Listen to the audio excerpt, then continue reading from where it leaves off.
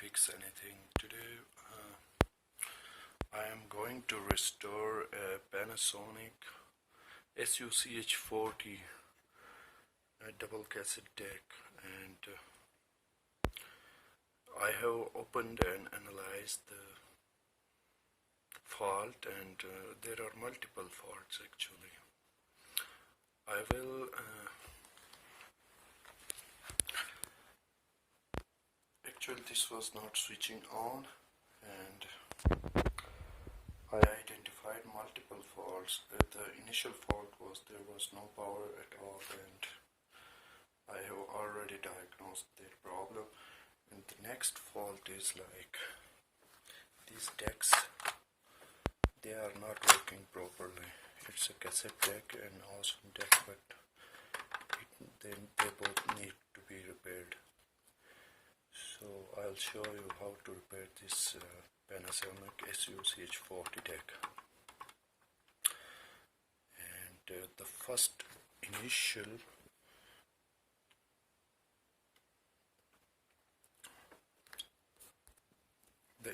problem I diagnosed was like, I identified was a blown up fuse.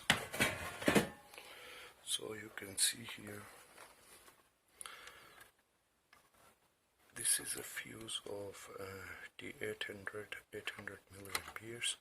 So it was blown, and I couldn't find the exact fuse, so I have used the solder wire as a jumper wire. I have used the solder wire, you can see it here. This is the solder wire. If you are having a similar problem, just check the fuses. They often blow, and which results in a power failure.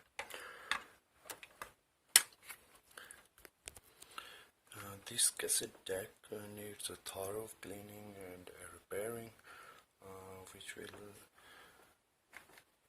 I have some cassettes, and I'll show you how to repair and clean this thoroughly. Thank you.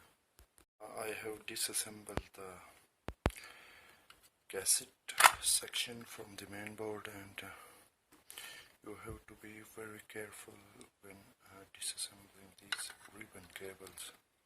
These ribbon cables, they are very delicate, and they might snap off if you put a lot of force in disassembling. And I have disassembled the connector cables.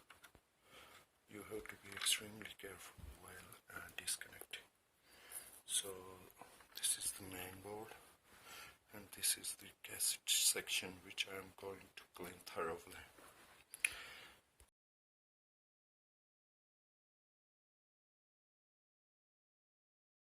I have disassembled the cassette mechanism from the chassis. There are 6 screws, six identical screws. You have to unscrew them, and then you are able to disengage the cassette mechanism from the chassis. So 1,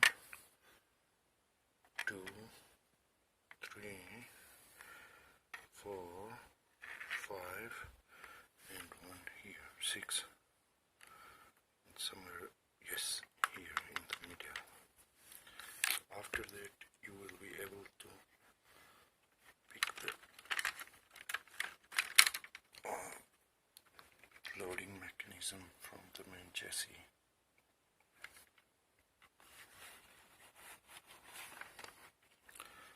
Also beware about the connector cables.